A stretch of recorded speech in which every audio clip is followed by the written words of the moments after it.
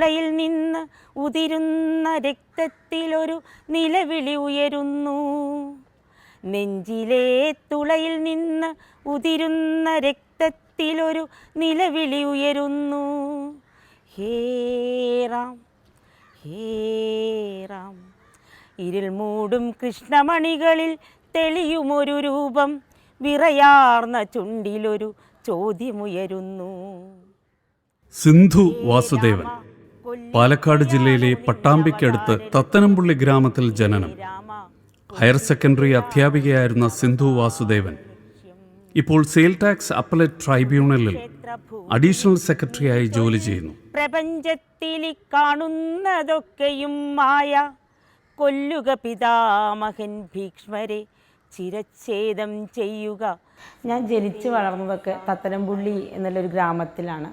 ഞങ്ങൾ 4 പെൺകുട്ടികളാണ്. അപ്പോൾ അതിൽ എൻ്റെ എഴുത്ത് വഴിയിലെ സ്വാധീനിക്കുന്ന ഘടകങ്ങളെക്കുറിച്ച് പറയുകയാണെങ്കിൽ, എൻ്റെ മൂത്ത ചേച്ചിയെ എനിക്ക് അതൊന്ന് മാറ്റി നിർത്താനാവില്ല. കാരണം 4 പെൺകുട്ടികൾ ഒരു സാധാരണ ചുറ്റുപാടുകളിൽ വളരുന്നൊരവസ്ഥയിലും വളരെ ദൂരെയാണ് വായനശാലയ്ക്ക്. അപ്പോൾ അന്നത്തെ കാലത്ത് അവിടെ പോയി കൃത്യമായി മെമ്പർഷിപ്പ് എടുക്കുകയും കൃത്യമായി പുസ്തകങ്ങളെടുത്ത് ആനന്ദൻ്റെയും മുകുന്ദൻ്റെയും അതുപോലെ തന്നെ MTയുടെ ഒക്കെ പുസ്തകങ്ങൾ നിരന്തരം വായിക്കുകയും അത് കൃത്യസമയത്ത് കൊണ്ടുകൊടുക്കുകയും ഒക്കെ ചെയ്തിരുന്ന ആ ചേച്ചി, അത് ഞാൻ കണ്ടു വളർന്നിട്ടുണ്ട്. കവിതയിലേക്ക് വന്നതും ചേച്ചി തന്നെയാണ്, ചേച്ചി വഴി തന്നെയാണ്. ചേച്ചി കവിതകൾ ഇങ്ങനെ ചൊല്ലിത്തരികയും ഞങ്ങളെ പഠിപ്പിക്കുകയും, എന്നെ പ്രത്യേകിച്ച് പഠിപ്പിക്കുകയും മത്സരങ്ങൾക്ക് കൊണ്ടുപോവുകയൊക്കെ ചെയ്തിട്ടുണ്ട്. എനിക്ക് തോന്നുന്നത് ഏതൊരു മനുഷ്യൻ്റെയും ജീവിതത്തിൽ ഭ്രാന്തമായിട്ടുള്ള ഒരു അവസ്ഥയും ആത്മഹത്യയ്ക്കും ഇടയിലൂടെയുള്ള നൂൽപ്പാലങ്ങളിലൂടെ കടന്നു പോകേണ്ട ഒരു അവസ്ഥ ഉണ്ടാവാറുണ്ട്. ഞാനും നിരന്തരം അത്തരം അവസ്ഥകളിലൂടെയൊക്കെ പോയിട്ടുണ്ട്. അപ്പോൾ ആ സമയത്തൊക്കെ അതിനെ മറികടക്കുന്നത് പല സമയത്തും എൻ്റെ വിൽ പവറിനെ ഉപയോഗപ്പെടുത്തി ഒരു കരുത്ത് നേടിയെടുത്ത് ഒക്കെ ഞാൻ ആ വഴിയിലൂടെ അങ്ങനെ എന്നെ നിയന്ത്രിക്കാൻ ഞാൻ ശ്രമിക്കാറുണ്ട്. നിരന്തരം കവിതകൾ, പുതിയ കവിതകളൊക്കെ, അന്ന് ഈ പറഞ്ഞ പോലെ ഫോണും യൂട്യൂബ്, അങ്ങനെ ആധുനിക സാങ്കേതിക വിദ്യകളൊന്നും തന്നെ ഇല്ല, പ്രത്യേകിച്ചും ആ ഗ്രാമപ്രദേശങ്ങളിൽ. അപ്പോൾ ആ സമയത്തൊക്കെ ചേച്ചി എവിടെന്നെങ്കിലുമൊക്കെ കവിതകൾ കൊണ്ടുവരികയും ചേച്ചി തന്നെ ഈണമിട്ട് എനിക്കത് ചൊല്ലിത്തരികയും ചെയ്യും. അപ്പോൾ ഒരു 4ാം ക്ലാസ് മുതലൊക്കെ തുടർച്ചയായിട്ട് സ്റ്റേജുകളിൽ അത് അവതരിപ്പിക്കാൻ, അത് വീട്ടിലെ പണികൾക്കിടയിലൊക്കെ ഒരു അമ്മ കുഞ്ഞിനെ പാട്ട് പഠിപ്പിക്കുന്ന, കവിത പഠിപ്പിക്കുന്ന പോലെ ഇങ്ങനെ ചൊല്ലി അത് ചേച്ചിക്കൊരു ഈണമുണ്ട്. ഏത് കവിത കിട്ടിയാലും അതിനൊരു താളം ചേച്ചി ഉണ്ടാക്കാറുണ്ട്. അപ്പോൾ ആ രീതിയിൽ അത് കവിത ചൊല്ലും. അങ്ങനെ കവിത ചൊല്ലുമ്പോൾ എനിക്ക് പ്രൈസ് കിട്ടാറുണ്ട്.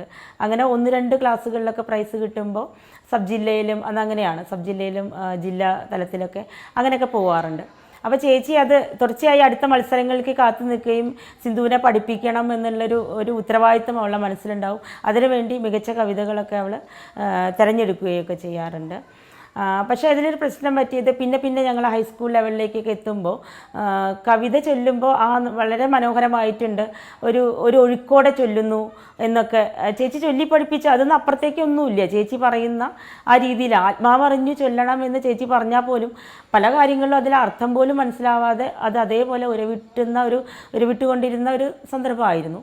എന്നാൽ പോലും മത്സരരംഗത്തേക്ക് പിന്നീട് ഉയർന്ന തലത്തിലേക്ക് സബ് ജില്ലയിലേക്കോ ജില്ലയിലേക്കൊക്കെ പോകുമ്പോൾ അത് കേസറ്റ് കവിതകളുടെ അതിനെ പിന്താങ്ങുന്ന രീതിയിൽ അവിടുത്തെ മ്യൂസിക് മാഷന്മാരെ കൊണ്ട് എനിക്കങ്ങനെ അനുഭവം ഉണ്ടായിട്ടുണ്ട്. എനിക്കത് മറക്കാൻ കഴിയില്ല. കാരണം ചേച്ചി പഠിപ്പിച്ച ആ ഈണത്തിനെയൊക്കെ മാറ്റി ഈ കേസറ്റ് കവിതയിലേക്ക് കൊണ്ടുവന്ന് അത് പഠിപ്പിച്ച് ആ മാഷ് അതിന് നിരന്തരമായിട്ട് ട്രെയിനിങ് തരികയും പിന്നീട് ചേച്ചി പഠിപ്പിച്ചതുമില്ല, ഈ കേസറ്റ് കവിതകളും ഇല്ലാത്ത രീതിയിൽ പ്രധാനപ്പെട്ട വേദികളിലൊക്കെ ആകെ കുളമായി പോയിട്ടുള്ള, നിരാശയോടെ സങ്കടത്തോടെ മടങ്ങിയിട്ടുള്ള അവസ്ഥയൊക്കെ ഉണ്ടാവുന്നുണ്ട്. അപ്പോൾ ഈ കേസറ്റ് കവിതകൾ ഇതിനെ തള്ളിപ്പറയുകയല്ല, നമ്മൾ ഏത് കവിത കിട്ടിയാലും അതിനൊരു ആത്മാവുണ്ടെന്ന് അറിയുകയും ആ ഈണത്തിൽ അത് ചൊല്ലാൻ ശ്രമിക്കുമ്പോഴാണ് അത് കവിതയാവുന്നത് എന്നാണ് എനിക്ക് തോന്നുന്നത്. അങ്ങനെ ഈ പിന്നീടുള്ള വിഷമകരമായിട്ടുള്ള അന്തർസംഘർഷങ്ങളുടെ കാലഘട്ടത്തിലൊക്കെ ചേച്ചീനെ പഠിപ്പിച്ച ആ ഒരു കവിതകളും ഒക്കെ എനിക്ക് ഓർത്തെടുക്കാൻ പറ്റുകയും അതിങ്ങനെ ഉറക്കെ ചൊല്ലുകയും ഒക്കെ ചെയ്ത് അത് പിന്നീട് അതുകൊണ്ട് മാത്രം നിൽക്കില്ല എന്നുള്ളതും പൂർണ്ണ ബോധ്യമായതുകൊണ്ട് എഴുത്തിലേക്ക് പ്രവേശിക്കുകയായിരുന്നു. അങ്ങനെ ഉള്ളിലുള്ള വിങ്ങലുകളൊക്കെ എഴുതി ഫലിപ്പിച്ച് അത് പിന്നീട് സുഹൃത്തുക്കളെ കാണിക്കുകയും ധൈര്യപൂർവ്വം കാണിക്കാം എന്നുള്ളൊരു അവസ്ഥ മറ്റുള്ളവരുമായി ഏറ്റവും അടുത്ത ആളുകളിൽ നിന്നും അത് അഭിപ്രായം ആരാഞ്ഞാണ് അത് പബ്ലിഷ് ചെയ്യാനൊക്കെ കൊടുക്കുന്നത്. ഇങ്ങനെയൊക്കെയാണ് എൻ്റെ ഒരു എഴുത്ത് വഴി എന്ന് പറയുന്നത്. വർഗപരമായിട്ട് എപ്പോഴും ഒരു സ്ത്രീ ആയതുകൊണ്ട് ഞാൻ സ്ത്രീപക്ഷത്ത് തന്നെയാണ്. എന്നാൽ സാമൂഹ്യമായിട്ടുള്ള മറ്റുള്ള പ്രതിലോമകരമായിട്ടുള്ള സംഭവങ്ങളൊക്കെ ഉണ്ടാകുമ്പോൾ തീർച്ചയായും ഞാൻ എൻ്റെ മീഡിയമായിട്ടുള്ള കവിതയിൽ അത് പ്രതികരിക്കാൻ ആ മീഡിയ വഴി പ്രതികരിക്കാൻ ശ്രമിക്കാറുണ്ട്. പിന്നെ സ്ത്രീ പുരോഗമനപരമായിട്ട് സ്ത്രീ സ്വാതന്ത്ര്യം എന്നൊക്കെ നമ്മൾ ഘോഷിക്കപ്പെടുമ്പോഴും അടിസ്ഥാനപരമായിട്ട് നമ്മൾ അത്തരത്തിലൊന്നും എത്തിയിട്ടില്ല എന്നാണ് എൻ്റെ ഒരു തിരിച്ചറിവ്. തീർച്ചയായും ബോൺസായി എന്നുള്ളൊരു കവിത എൻ്റെ ആദ്യം പ്രസിദ്ധീകരിച്ച് വന്നിട്ടുള്ള ഒരു കവിതയാണ്. അത് തീർച്ചയായും എൻ്റെ ജീവിതമാണ്, എൻ്റെ ചുറ്റുമുള്ള സ്ത്രീകളുടെ ജീവിതമാണ്. കാരണം സ്ത്രീകളെ ഒരു പ്രത്യേക സാമൂഹ്യ ക്രമത്തിൻ്റെ ഭാഗമായി അതിൻ്റെ അച്ചിൽ നിന്ന് വാർത്തെടുക്കുന്ന ഒരു സാമൂഹ്യ പ്രക്രിയ എനിക്ക് തോന്നിയിട്ടുണ്ട്. നല്ല വീട് ഒരുക്കാൻ വേണ്ടി മാത്രം അവരെ പാകപ്പെടുത്തുന്നത്, അതായത് പ്രതീക്ഷകളും സ്വപ്നങ്ങളും വീക്ഷണങ്ങളും ഒക്കെയുള്ള ഏതൊരു മനുഷ്യരെ പോലെയുള്ള സ്ത്രീകളെയൊക്കെ തന്നെ അവരെ മുരടിപ്പിച്ച് അവർക്ക് വേണ്ട അത്യാവശ്യം വേണ്ട ഭക്ഷണം അല്ലെങ്കിൽ ആ രീതിയിൽ ഒരു പ്രതീക്ഷകളെയൊക്കെ തല്ലിക്കെടുത്തിക്കൊണ്ട് ആ രീതിയിൽ സമൂഹത്തിൻ്റെ ചട്ടക്കൂടിനുള്ളിലേക്ക് പാകപ്പെടുത്തിയെടുക്കുന്ന ഒരു രീതിയാണ്. അപ്പോൾ അതുകൊണ്ട് തന്നെ ലോക സാമൂഹ്യ വ്യവസ്ഥയിൽ അല്ലെങ്കിൽ ഇന്ത്യൻ സാമൂഹ്യ വ്യവസ്ഥയിലൊക്കെ തന്നെ സ്ത്രീ പുരുഷ ബന്ധം നമ്മൾ നോക്കിക്കഴിഞ്ഞാൽ സ്ത്രീ എപ്പോഴും സർവംസഹ ആ വാക്ക് തന്നെ നമ്മൾ ഉച്ചരിക്കാൻ ഈ ഒരു കാലത്ത് സാധ്യമല്ല. എന്നാൽ പോലും സർവംസഹയായിട്ട് തന്നെ പിന്തുടരുന്നു എന്ന് തന്നെയാണ് എനിക്ക് തോന്നുന്നത്. എൻ്റെ ചുറ്റുമുള്ള ഞങ്ങൾ 4 പെൺകുട്ടികളാണ്. അപ്പോൾ എൻ്റെ ജീവിതം, എൻ്റെ ചുറ്റുപാടുമുള്ള ജീവിതം ഒക്കെ നോക്കിയെടുക്കുമ്പോഴും നമ്മൾ പ്രതീക്ഷിക്കുന്ന ഒരു ഘട്ടത്തിലേക്ക്, ഒരു ലിംഗസമത്വത്തിലേക്ക് എത്തിയിട്ടില്ല. സ്ത്രീ ഇപ്പോഴും അടിച്ചമർത്തപ്പെടുക തന്നെയാണ് ചെയ്യുന്നത് എന്ന് തന്നെയാണ് എനിക്ക് തോന്നുന്നത്. അതിൽ നിന്നൊരു വ്യത്യാസം എന്ന രീതിയിലാണ് നമ്മുടെ കവിതകളിലൊക്കെ അത്തരത്തിലുള്ള ലിംഗസമത്വത്തിനെ കുറിച്ചുള്ള രചനകൾ ഉൾപ്പെടുത്താൻ ശ്രമിച്ചിട്ടുള്ളത്.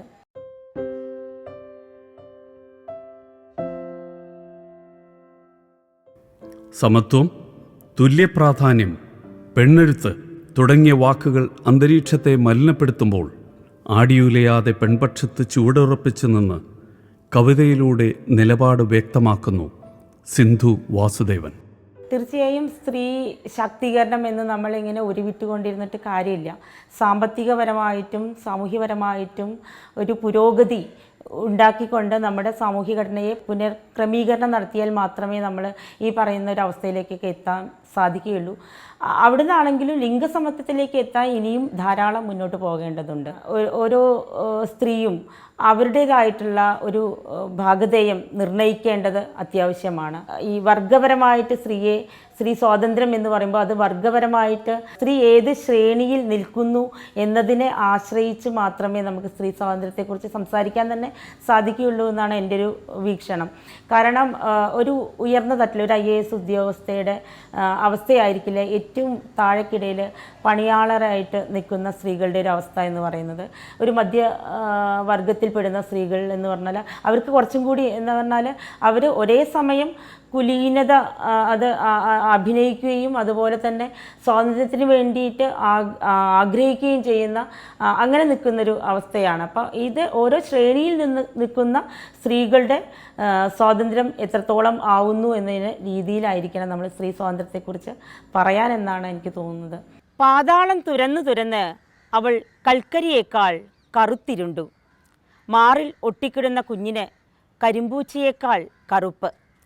കൽക്കരിത്തുണ്ട് ഒട്ടിച്ചു വെച്ചു. ഇപ്പം നേരത്തെ പറഞ്ഞ പോലെ ഞാൻ എൻ്റെ മനസ്സിൻ്റെ വിങ്ങലുകൾ എഴുതി വെച്ചു, അത് സുഹൃത്തുക്കളെ കാണിച്ചു, പിന്നീട് പബ്ലിഷ് ചെയ്തു. ഇങ്ങനെയൊക്കെ പറയുമ്പോഴും ഒരു പുസ്തകം ഇറക്കാനൊന്നും എനിക്ക് തോന്നിയിട്ടില്ല. ഇതുവരെ എനിക്ക് അതിനുള്ള ധൈര്യം വന്നിട്ടില്ല. കാരണം എന്താണെന്ന് വെച്ചാൽ നമ്മൾ കവിതയെ വളരെ ഗൗരവപരമായിട്ട് നമ്മൾ സമീപിക്കേണ്ടത് അത്യാവശ്യമാണ്. കവിതയ്ക്ക് അതിൻ്റേതായിട്ടുള്ളൊരു മാന്ത്രികതയുണ്ട് എന്നാണ് ഞാൻ വിശ്വസിക്കുന്നത്. ഇപ്പോൾ നമ്മൾ സ്വാതന്ത്ര്യ സമരകാലത്തൊക്കെ ധാരാളം പ്രബന്ധങ്ങൾ, ലേഖനങ്ങളൊക്കെ ഉണ്ടായിട്ടുണ്ട്. അതൊക്കെ അവിടെ നിൽക്കുകയാണ്. എന്നാൽ അതിനെക്കുറിച്ച് കവിതകൾ വന്നപ്പോൾ അത് ഇന്നും നിലനിൽക്കുന്നു എന്നുള്ളതാണ്. അപ്പോൾ നമ്മൾ ചരിത്രത്തെ അല്ലെങ്കിൽ മറ്റുള്ള ഫാക്ട്സുകളൊക്കെ കവിതയിലേക്ക് കൊണ്ടുവരുമ്പോഴും, അതൊന്നും തെറ്റെന്നല്ല, അത് കൊണ്ടുവരുമ്പോഴും അതെങ്ങനെ അവിടെ പ്ലേസ് ചെയ്യുന്നു എന്നുള്ളത് അതൊരു ലോജിക്കാണ്. അതൊക്കെ നമ്മൾ മനസ്സിലാക്കിയെടുക്കണം. നമ്മൾ പുതുകവിതകൾ, പഴയ കവിതകൾ എല്ലാം നമ്മൾ നല്ല വായന ഉണ്ടായിരിക്കണം. ആ വായനയിലൂടെ നമ്മൾ ചരിത്രം അറിഞ്ഞുകൊണ്ട് തന്നെ നമ്മൾ വായനയെ ഒന്നുകൂടി വിപുലപ്പെടുത്തി ഒക്കെ കവിതയിൽ വളരെ ഗൗരവപരമായിട്ടുള്ള മാറ്റങ്ങൾ വരുത്താൻ നമുക്ക് സാധിക്കണം.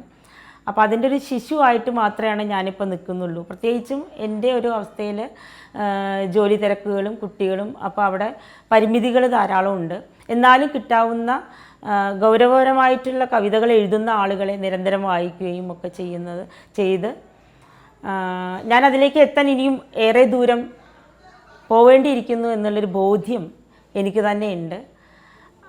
ആ രീതിയിലാണ് ഞാൻ എൻ്റെ കവിതകളെ വിലയിരുത്തുന്നത്. ഇപ്പോൾ എഴുതിയ കവിതകൾ കുറച്ചും കൂടി നമ്മൾ വർക്ക് ചെയ്ത് കഴിഞ്ഞാൽ ഈ കാലഘട്ടത്തിലെ കവിതയായിരിക്കില്ല അടുത്ത ഒരു സ്റ്റേജിൽ നമ്മൾ എഴുതുന്നത്.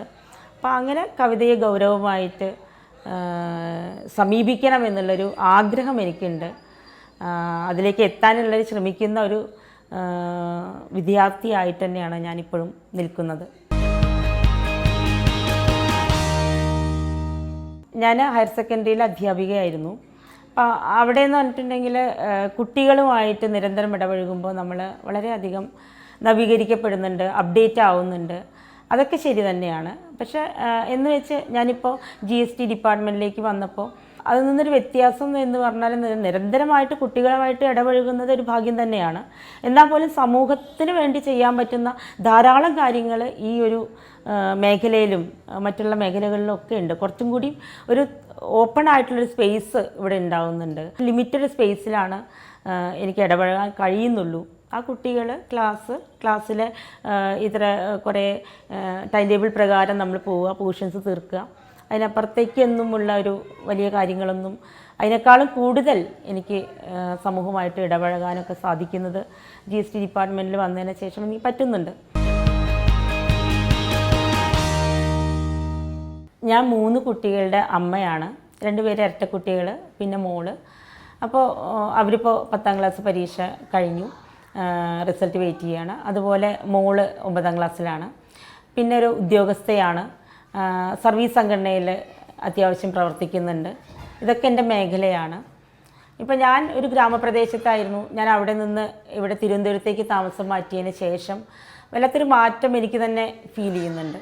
കാരണം ഒരു മഴക്കാറ് കണ്ടാൽ പോലും വിഷാദത്തിലേക്ക് കൂപ്പുകുത്തുന്ന എന്നെ ഇപ്പം എനിക്ക് എൻ്റെ ദിവസങ്ങളെ എനിക്ക് സമയമില്ല ശരിക്കും. ഞാൻ അപ്പോൾ ആ ഒരു അവസ്ഥയിൽ നിന്നും ഒഴിവ് ദിവസങ്ങൾ എനിക്ക് വീട്ടിലിരിക്കുന്നത് എനിക്ക് വളരെ ബുദ്ധിമുട്ടാണ്. അപ്പോൾ അവിടെ നിന്ന് ഞാൻ വേഗം അടുത്ത ദിവസം ഹോളിഡേ കഴിയണേ, അടുത്ത ദിവസം വേഗം ആവണേ എന്ന് പ്രാർത്ഥിച്ചിരുന്ന ഒരാളാണ്. പക്ഷേ അങ്ങനെ ആകുമ്പോൾ ഇപ്പം എനിക്ക് തിരക്കുകളിലേക്ക് ഞാൻ മനഃപൂർവ്വം ഇറങ്ങിയതാണ്. തിരുവനന്തപുരത്ത് ഒരുപാട് സാധ്യതകളുണ്ട്. എല്ലാ കവിയരങ്ങുകളിലും അതുപോലെ തന്നെ മറ്റുള്ള ക്യാമ്പുകളിലും മറ്റുള്ള പ്രശ്നങ്ങളിലും എല്ലാത്തിലും എന്നെ ക്ഷണിക്കാറുണ്ട്. ക്ഷണിച്ചവർക്കൊന്നും ഞാൻ ഒഴിവാക്കാതെ ഞാൻ പങ്കെടുക്കാറുമുണ്ട്. എനിക്കിപ്പോൾ തിരക്കുകൾ വളരെയധികം ഞാൻ ആസ്വദിക്കുകയാണ്. അതിനുശേഷം ഇപ്പോൾ ഒരു എഴുത്തുകാരിയാണോ, അമ്മയാണോ, ഉദ്യോഗസ്ഥയാണോ എൻ്റെ ജീവിതത്തിൽ ഏറ്റവും സന്തോഷം തരുന്നതെന്ന് ചോദിച്ചാൽ എഴുത്ത് തന്നെ. ഒരു എഴുത്തുകാരി എന്നറിയപ്പെടുന്ന അത്ര ആത്മസായുജ്യം മറ്റൊന്നിനും ഇല്ല എന്ന് തന്നെയാണ്. ഞാനൊരു നല്ലൊരു അമ്മയാണെന്നും അഭിപ്രായപ്പെടുന്നില്ല. പക്ഷെ എൻ്റെ കുട്ടികളും എൻ്റെ ഈ തിരക്കുകളും അതിനിടയിലൊക്കെ അവരും ഉണ്ട്, എല്ലായിടത്തും ഉണ്ട്. ഇപ്പോൾ കവിയരങ്ങിന് പോകുമ്പോഴൊക്കെ അവരെൻ്റെ കൂടെ ഉണ്ട്, വെക്കേഷൻ സമയത്തൊക്കെ. അതുപോലെ കുട്ടികൾ പരീക്ഷ സമയവും സ്കൂൾ ടൈമൊക്കെ ഞാൻ അവരെ ട്യൂഷൻ ക്ലാസ്സിലൊക്കെ ആക്കിയതിന് ശേഷം ഒക്കെ ഈ സിറ്റിയിലാണല്ലോ. അപ്പോൾ എല്ലാം അവരെ ഓരോ സ്ഥലത്തും എൻഗേജ്ഡ് ആക്കിയിട്ടുള്ള സമയങ്ങളിലാണ് ഞാൻ ഈ കവിതയ്ക്കുമൊക്കെ പോവാറുള്ളത്. ഒരു 9:30-10 മണിയായിട്ടാണ് എന്നും ഞാനും കുട്ടികളും അവരെ ട്യൂഷനും ഒക്കെ കഴിഞ്ഞ്, സെക്രട്ടേറിയറ്റിൻ്റെ അവിടെയാണ് ട്യൂഷൻ, അപ്പോൾ അവിടെയൊക്കെ കഴിഞ്ഞ് ഞങ്ങൾ എൻ്റെ പരിപാടികളൊക്കെ കഴിഞ്ഞ് ഞങ്ങൾ തിരിച്ച് വരാറുള്ളത്. അപ്പോൾ തിരക്ക് തീർച്ചയായും ആസ്വദിക്കുന്നു. എന്നാൽ ആ തിരക്കിൽപ്പെട്ട എൻ്റെ വായനയും എൻ്റെ എഴുത്തിനെയും ഒക്കെ അത് വിപരീതമായിട്ട് ബാധിക്കുന്നുണ്ട്. എന്നിരുന്നാലും ഒരു 10 മണിക്ക് അല്ലെങ്കിൽ ഒരു 11 മണിക്ക് ശേഷം എപ്പോഴും ഞാൻ കുറച്ച് സമയം എനിക്ക് വേണ്ടിയിട്ട് ഞാൻ മാറ്റി വയ്ക്കാറുണ്ട്.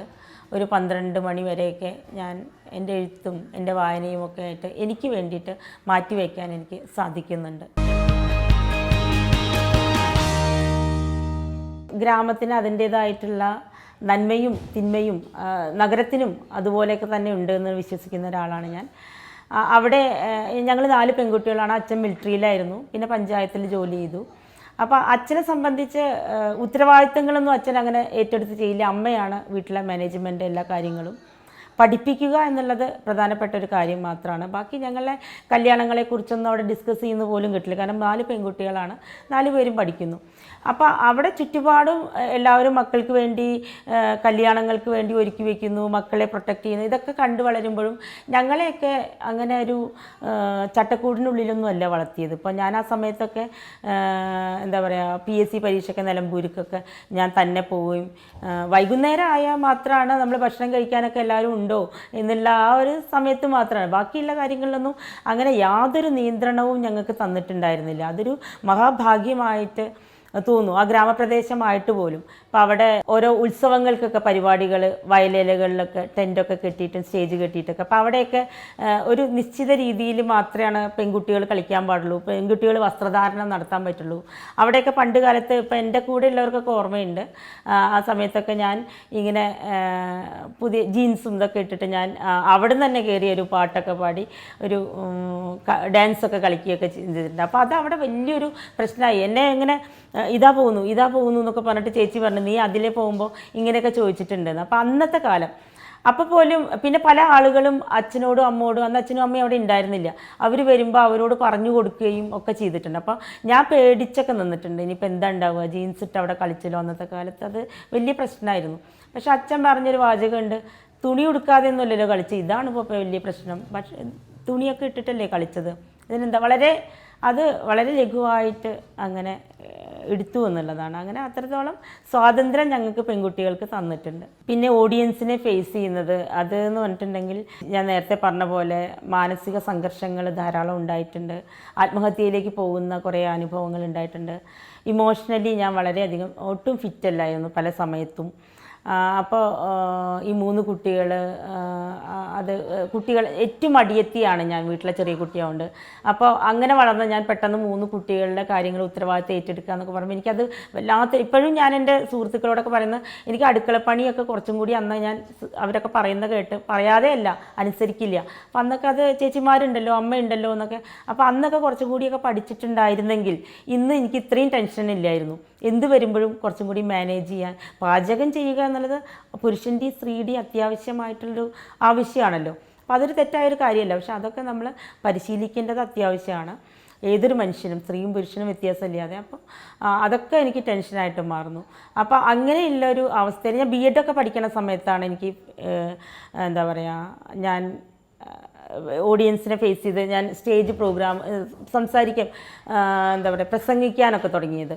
അങ്ങനെ ആദ്യമൊക്കെ വളരെയധികം ബുദ്ധിമുട്ടുകളൊക്കെ ഉണ്ടായിരുന്നു. പിന്നീട് എനിക്ക് അവിടെ സ്ഥിരം എന്തെങ്കിലും നന്ദി പറയാനോ അധ്യക്ഷയോ എന്തെങ്കിലും പറയാതെ തന്നെ എനിക്ക് അവിടെ ഒരു റോൾ ഉണ്ടാവും. അങ്ങനെയാണ് എനിക്ക് B.Ed ശരിക്കും അത് വളരെയധികം ഉപകരിച്ചിട്ടുണ്ട്. പിന്നെ ജീവിതത്തിൽ കുറേ കാലം PSC പഠനങ്ങളും കുറേ പ്രശ്നങ്ങളും കുട്ടികളും ഒക്കെ ആയിട്ട് ഞാനല്ല, ഏതൊരു സ്ത്രീയും അതുവരെ പാറി പറന്ന് നടന്നാലും കുടുംബത്തിൻ്റെ ചട്ടക്കൂടിൻ്റെ അകത്ത് വരുമ്പോൾ അവർക്ക് കുറേ ലിമിറ്റേഷൻസ് ഉണ്ട്. ആ ലിമിറ്റേഷനിലൂടെയൊക്കെ കടന്നു പോകുമ്പോൾ എനിക്കത് അഡ്ജസ്റ്റ് ചെയ്യാൻ നല്ല ബുദ്ധിമുട്ടുകളുണ്ടായിരുന്നു. പലരും അത് പാകപ്പെടും, ചിലർ വഴിമാറി നടക്കും, വിജയിച്ചു പോവും. പക്ഷേ എനിക്കത് ഭയങ്കര ബുദ്ധിമുട്ടുള്ളൊരു ടാസ്ക് തന്നെയായിരുന്നു. അപ്പോൾ ഞാൻ ഇമോഷണലി വളരെയധികം ദുർബലമായിട്ട് മാറുകയൊക്കെ ഉണ്ടായിട്ടുണ്ട്. പിന്നെ തിരുവനന്തപുരത്ത് വന്നപ്പോഴും ഇപ്പോൾ മുണ്ടശ്ശേരി ഹോളിലൊക്കെ ഒലിയൻ ടീച്ചറും അതുപോലെ അനിൽകുമാർ വലിയ കവിയാണ്, അവരൊക്കെ നിരന്തരം എന്നെ ഓരോ പരിപാടികൾക്കൊക്കെ വിളിക്കും. അപ്പോൾ പോകുമ്പോഴും എനിക്ക് എന്നെക്കുറിച്ച് സംസാരിക്കുമ്പോൾ, അപ്പോൾ വിഷയത്തെക്കുറിച്ച് സംസാരിക്കുമ്പോൾ അത് നമ്മൾ എന്തെങ്കിലുമൊക്കെ നമ്മൾ സംസാരിക്കും. പക്ഷേ എന്നെക്കുറിച്ച് പരിചയപ്പെടുത്തുമ്പോൾ കണ്ണറിയാതെ എനിക്കത് പൂർത്തീകരിക്കാൻ കഴിയില്ല. ഒരു 5 മിനിറ്റ് നേരമൊക്കെ ഞാൻ സൈലൻ്റായി നിന്നിട്ടുണ്ട്. അപ്പോൾ ഞാൻ ആ സമയത്തൊക്കെ ശാരദക്കുട്ടി ടീച്ചറെ വിളിച്ചിട്ടുണ്ട്. ടീച്ചറുടെ പ്രസംഗവും ടീച്ചറുടെ ആ ഒരു എഴുത്തുകളൊക്കെ എന്നെ സ്വാധീനിച്ചിട്ടുണ്ട്. അപ്പോൾ ടീച്ചറെ വിളിച്ചപ്പോൾ ടീച്ചർ എന്നോട് പറയുണ്ടായിട്ടുണ്ട്, സിന്ധു, മുറിവുകളിലൂടെ വന്നതാണ് നമ്മൾ. ഇത് ആ മുറിവുകളിൽ എവിടെ പോയാലും അത് എത്ര ഉണങ്ങിയാലും അതിൽ ഒരു മുടിനാര് കൊണ്ടാൽ അത് രക്തം പൊടിയും. അതങ്ങനെ തന്നെ ഇരിക്കണം എന്നാണ് എനിക്ക് തോന്നുന്നത്. കാരണം അങ്ങനെ ആ രക്തം പൊടിയുമ്പോഴാണ് നമുക്ക് മനുഷ്യരെ കാണാൻ പറ്റുള്ളൂ. അത് നമ്മൾ മറന്നു കഴിഞ്ഞാൽ നമുക്ക് മനുഷ്യരെ വളരെ ആർട്ടിഫിഷ്യലായിട്ടാണ് നമുക്ക് പിന്നെ പെരുമാറാൻ പറ്റൂ. അപ്പോൾ സിന്ധുവിനെ ആ മുറിവ് ഉണങ്ങാതിരിക്കട്ടെ, അത് ഓർമ്മയിലൂടെ പോവട്ടെ. പിന്നെ ഇങ്ങനെ നമ്മൾ സംസാരിച്ച് എടുത്തു, എല്ലായിടത്തും പോവുകയും പിന്നെ ഞാനിപ്പോൾ എന്ന് പറഞ്ഞാൽ കുറേ ഇപ്പോൾ വണ്ടി ഓടിക്കാൻ പഠിച്ചത് ആ ഗ്രാമപ്രദേശത്ത് നിന്ന് വന്ന്, പ്രത്യേകിച്ച് വീട്ടിൽ വണ്ടിയൊന്നും ഉണ്ടായിരുന്നില്ല. ഞങ്ങൾ കുട്ടികൾ ഒക്കെ പെൺകുട്ടികളാണെന്ന് പറഞ്ഞല്ലോ. അപ്പോൾ വണ്ടിയായിട്ടൊന്നും ഒരു അടുപ്പമൊന്നും ഉണ്ടായിരുന്നില്ല. ഇപ്പോൾ ഇവിടെ വന്നിട്ട് എനിക്ക് 3 കുട്ടികൾ, ഓട്ടോറിക്ഷക്കാരെ തന്നെ ഞാനിങ്ങനെ ഡിപ്പെൻഡ് ചെയ്യാൻ തുടങ്ങിയപ്പോൾ അതിൽ കുറേ ബുദ്ധിമുട്ടുകളും സാമ്പത്തികമായിട്ടുള്ള ബുദ്ധിമുട്ടുകളും ഒക്കെ കൂടിയായിട്ട് ഞാൻ, മോളാണെങ്കിൽ എല്ലാവരുമായിട്ട് ഇടപഴകുന്നൊരു സ്വഭാവമാണ്, ഒരു ശ്രദ്ധയില്ല. അപ്പോൾ അതൊക്കെ കാരണം വണ്ടി പഠിച്ചൂടെ എന്നുള്ളത് പറഞ്ഞ് ഞാൻ സാധ്യമാവാത്തൊരു കാര്യമാണെങ്കിൽ കൂടി ഞാൻ വണ്ടി പഠിച്ചത് എനിക്ക് വലിയൊരു, അതൊക്കെ എൻ്റെ ഒരു ആത്മവിശ്വാസം, ഡ്രൈവിങ് എനിക്ക് ആത്മവിശ്വാസം ഉയർത്താനുള്ളൊരു കാരണമാണ്. അതുപോലെ തന്നെ ഞാൻ എന്നെ തന്നെ മാറ്റാൻ വേണ്ടി വളരെ വിഷമമാണ്. അല്ല, ഞാനിങ്ങനെ ഒരു സുപ്രഭാതത്തിൽ വളരെ ധൈര്യപൂർവ്വം ഓഡിയൻസിനെ ഫേസ് ചെയ്യാൻ പറ്റുന്ന കഴിവുകളോടെ വന്നതല്ല. ഇതിനൊക്കെ മറികടക്കാൻ വേണ്ടി ഞാൻ ഇപ്പോഴും അത് ശ്രമിച്ചുകൊണ്ടിരിക്കും. അപ്പോൾ കുറേ പണ്ഡിതരായിട്ടുള്ള കുറേ ആളുകൾ ഇരിക്കുകയാണ്. എനിക്ക് ആ വിഷയത്തെക്കുറിച്ച് അറിയില്ലെങ്കിൽ പോലും ഞാൻ എൻ്റെ മനസ്സിൽ തോന്നിയ കാര്യങ്ങൾ ഞാൻ അവിടെ മൈക്കെടുത്ത് പറയാൻ ശ്രമിക്കാറുണ്ട്. അതായത് എനിക്ക് വേണ്ടി, എൻ്റെ പുരോഗതിക്ക്, എൻ്റെ മനസ്സിനെ ദൃഢപ്പെടുത്താൻ വേണ്ടിയിട്ടുള്ള ഒരു പരിശീലനമായിട്ടാണ് ഞാൻ അതിനൊക്കെ കാണുന്നത്. ഇപ്പോൾ കുറേയൊക്കെ മാറി, ഇപ്പോൾ ആ ഇമോഷൻസൊക്കെ മാറി. ഇപ്പോൾ തിരക്കുകളിലാണ്. ഓഫീസ് ടൈം കഴിഞ്ഞ് തിരിച്ചു വരുമ്പോൾ ഏതെങ്കിലും കവിയരങ്ങളിൽ ക്ഷണം ഉണ്ടാവും. തീർച്ചയായും ഞാൻ അതിലൊക്കെ പങ്കെടുക്കുകയും അങ്ങനെയാണ് പോകുന്നത്. തീർച്ചയായും ഓരോ സ്ത്രീയിലും ഫെമിനിസം ഉണ്ട്. വളരെ ലളിതമായിട്ട് പറഞ്ഞാൽ എൻ്റെ തൊട്ട വീട്ടിലൊരു ഒറ്റ മോളാണ്. അപ്പോൾ അവിടെ എന്ന് പറഞ്ഞിട്ടുണ്ടെങ്കിൽ അവർ ഒരു ചട്ടക്കൂടിൽ വലിയ തറവാടൊക്കെയാണ്. അപ്പോൾ അവർക്ക് അത് ഭേദിച്ചുകൊണ്ട് അവർക്ക് പെരുമാറാൻ കഴിയില്ല. അപ്പം ഞാൻ ഇതുവരെ സംസാരിക്കുമ്പോഴൊക്കെ അവളിൽ നിന്ന് ഒരു വലിയ പ്രതീക്ഷയൊന്നുമില്ല. എനിക്ക് അവളോട് സംസാരിക്കാതെ പറ്റില്ല. എന്ത് വിഷയം കിട്ടിയാലും ചെറുപ്പം മുതലേ കൂട്ടുകാരിയാണ്. അപ്പോൾ ഞാൻ വേറിട്ട് ഭയങ്കര ധൈര്യശാലിയും അവൾ ഒരു ഒതുങ്ങി നിൽക്കുന്ന ഒരു കുടുംബിനിയൊക്കെ ആയിട്ടാണ്. പക്ഷെ അവരുടെ ലൈഫിൽ പല കാര്യങ്ങളും അവർ എക്സ്പീരിയൻസ് ചെയ്യുമ്പോൾ അവൾ പറയുന്ന പല കാര്യങ്ങൾ കേൾക്കുമ്പോൾ ഞാൻ തന്നെ ഞെട്ടുകയാണ്. വളരെയധികം ആർജവവും, അത് ഫെമിനിസമാണ്. അത് ശരിക്കും നമ്മളതിന് ഫെമിനിസ്റ്റാണ് എന്ന് പറഞ്ഞിട്ട് ഒരു പേര് കൊടുക്കുന്നില്ല എന്നല്ലോ. അപ്പോൾ ഓരോ സ്ത്രീയിലും ഫെമിനിസം ഉണ്ട്. ഓരോ സ്ത്രീക്കും അങ്ങനെ വന്നാലാണ് മുന്നോട്ട് പോകാൻ കഴിയുള്ളൂ. പിന്നെ ഫെമിനിസത്തെ തെറ്റിദ്ധരിക്കുന്ന രീതിയിൽ നമ്മളെ സോഷ്യൽ മീഡിയയിലൊക്കെ ഇതാണ് ഫെമിനിസം എന്നൊക്കെ പറഞ്ഞ് ധാരാളം സ്ത്രീകൾ അതിനെ മാറ്റി മറിക്കുമ്പോൾ അത് വളരെ വിഷമമായിട്ട് നമ്മൾ നിരന്തരം വായിക്കുമ്പോൾ നമുക്ക് തോന്നാറുണ്ട്. കാരണം ഏറ്റവും താഴെ തട്ടിൽ ഇപ്പോൾ എനിക്കൊക്കെ ആണെങ്കിൽ ഇപ്പോൾ ജോലി കിട്ടി, അത്യാവശ്യം കുട്ടികളെ വളർത്താനൊക്കെ ഉള്ളൊരു ശേഷിയുണ്ട്. ഇതൊന്നുമില്ലാതെ ആർജവത്തോടെ മക്കളുമായിട്ട് തെരുവിലിറങ്ങുകയും ഏത് ജോലിയെടുത്തും അവരെ പോറ്റാൻ സ്വപ്നങ്ങളും പ്രതീക്ഷകളും ഒക്കെയുള്ള സ്ത്രീകൾ അതൊക്കെ മറന്നുകൊണ്ട് അവർ വീടിൻ്റെ തന്നെ ഒരു അത്താണിയായിട്ട് മാറുന്ന, അവർ വേണ്ടപ്പെട്ടവർക്ക് ഒരു അത്താണിയായി മാറുന്ന ധാരാളം വാർത്തകൾ മാധ്യമങ്ങളൊക്കെ അത് ധാരാളം ചെയ്യുന്നുണ്ടെങ്കിലും ഈ ഘോഷിക്കപ്പെടുന്ന സ്ത്രീകൾ പറയുന്ന പ്രണയവും അവരുടെ വാക്കുകളും ഇതൊക്കെ തന്നെയാണ് യഥാർത്ഥ ഫെമിനിസം. ഇതൊക്കെയാണ് പെൺപക്ഷം എന്നൊക്കെയാണ് തെറ്റിദ്ധരിച്ച് പോകുന്ന ഒരവസ്ഥയുണ്ട്. അത് വായിക്കുമ്പോഴും അത് കാണുമ്പോഴൊക്കെ ചിലപ്പോൾ എനിക്കിങ്ങനെ ഒരു കുറ്റബോധവും ഒരു വിഷമമൊക്കെ തോന്നാറുണ്ട്. ഞാനൊരു 40-45 കവിതകളൊക്കെ എഴുതിയിട്ടുണ്ട്. അതിൽ ഭേദപ്പെട്ടതെന്ന് തോന്നുന്ന എൻ്റെ കവിതകളൊക്കെ ഞാൻ മാസികകളിലേക്ക് അയച്ചു കൊടുക്കുകയും അതിൽ തന്നെ സെലക്റ്റീവായിട്ടുള്ള കുറേ കവിതകൾ കലാകൗമുദി, മാധ്യമം, കലാപൂർണ തുടങ്ങി മാസികകളിലൊക്കെ പ്രസിദ്ധീകരിച്ച് വന്നിട്ടുണ്ട്. അപ്പോൾ ഇതിൽ ഞാൻ കവിത എഴുതാൻ വേണ്ടി എഴുതിയ കവിതകളുമുണ്ട്, എൻ്റെ മനസ്സിൽ നിന്ന് അറിയാതെ വന്ന കവിതകളുമുണ്ട്. അപ്പോൾ എനിക്ക് തോന്നുന്നത് ഞാൻ മനസ്സിൽ നിന്ന് അറിയാതെ വന്ന കവിത എഴുതാൻ വേണ്ടിയല്ല, രാവിലെ മുതൽ നമുക്കൊരു വീർപ്പുമുട്ടലുണ്ടാവുമല്ലോ, അങ്ങനെ 4 വരി കുറിക്കാതെ ഉറങ്ങാൻ സാധിക്കില്ല എന്ന രീതിയിലൊക്കെ എഴുതി വെച്ചിട്ടുള്ള കവിതകളാണ് എനിക്ക് പ്രിയപ്പെട്ടതായിട്ട് തോന്നിയിട്ടുള്ളത്. മറ്റേത് ഓരോ സംഭവങ്ങളൊക്കെ വരുമ്പോൾ നമ്മൾ അതിനെക്കുറിച്ച് കവിത എഴുതുന്നു. ഇപ്പോൾ എന്താ പറയുക, നമ്മൾ ഇന്ത്യക്കാർ, അതുപോലെ തന്നെ മണിപ്പൂരിലെ പ്രശ്നങ്ങൾ, അതുപോലെ തന്നെ അങ്ങനെ സാമൂഹ്യ പ്രശ്നങ്ങൾ വരുമ്പോൾ നമ്മൾ കവിത എഴുതി, വിഷമം ഉണ്ട്, അങ്ങനെ കവിത എഴുതി പോകുന്നു, അത് ശരിയാണ്. അല്ലാതെ ഉള്ളിൽ നിന്ന് എഴുതിയ കവിതകളുണ്ട്, വിങ്ങൽ മൂലം അത് കവിതയാണ്, പേര് പോലും കൊടുക്കാത്ത കവിതകളൊക്കെ ഉണ്ട്. അപ്പോൾ ആ കവിതകളൊക്കെ എനിക്ക് പ്രിയപ്പെട്ടതായിട്ട് തോന്നിയിട്ടുണ്ട്.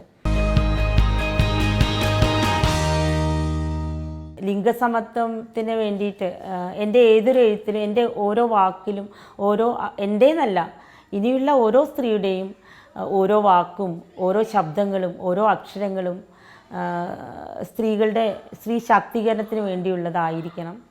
തീർച്ചയായും കവിത ഒരു മാധ്യമത്തിലേക്ക് നമ്മൾ കടക്കുമ്പോൾ അത് വളരെ ഗൗരവപരമായിട്ട് തന്നെ പഠനം നടത്തിക്കൊണ്ട് പുതുകവിതകളും അതുപോലെ പഴയ കവിതകളും ഒക്കെ ധാരാളം വായിച്ചുകൊണ്ട് നല്ല കവിതകൾ ഇനിയും എഴുതാൻ സാധിക്കണം. അങ്ങനെ സാധിക്കട്ടെ എന്നാണ് ഞാൻ ആഗ്രഹിക്കുന്നത്. ഇപ്പോൾ ഉത്തരാധുനികതയുടെ ഒരു വഴിയിലേക്ക് തുറന്നു വിട്ടിട്ടുള്ള കവികളാണ് കടമ്മനിട്ട സാറ്, അതുപോലെ തന്നെ അയ്യപ്പ പണിക്കർ സാറ്, അതുപോലെ സച്ചിദാനന്ദൻ മാഷ്, അതുപോലെ KGS സാറൊക്കെ. ഇവരുടെയൊക്കെ കവിതകൾ നിരന്തരം വായിക്കുകയും പുതിയ തലമുറയിലെ ദുർഗാപ്രസാദ്, D അനിൽകുമാർ, അങ്ങനെ ധാരാളം കവികളുടെ കവിതകളൊക്കെ ഇനിയും പേരെടുത്ത് പറയാൻ ധാരാളം ആളുകളുണ്ട്. എല്ലാവരുടെയും കവിതകളൊക്കെ നിരന്തരം വായിക്കുകയും എനിക്ക് ഇനിയിപ്പോൾ കുറച്ച് കാലത്തേക്ക് കവിത എഴുതണ്ട, കുറച്ചും കൂടിയൊക്കെ വായനയിലേക്ക് വന്നതിന് ശേഷമാണ് ഇനി നല്ല കവിതകളിലേക്ക് കടക്കണമെന്നുള്ളൊരു പ്രതീക്ഷയും അതുപോലെ ഒരു ആഗ്രഹവും ഒക്കെ തന്നെയാണ് ഇപ്പോഴും എന്നിലൂടെ പോകുന്നത്. എഴുത്ത് നിർത്തണം എന്നൊരിക്കലും ഈ കവിതകളൊന്നും വായിക്കുമ്പോൾ തോന്നിയിട്ടില്ല. നമ്മൾ നവീകരിക്കപ്പെടണം, ധാരാളം എഴുതപ്പെടണം, വായിക്കണം എന്നൊക്കെ തന്നെയാണ് പ്രധാനപ്പെട്ട ആഗ്രഹങ്ങൾ.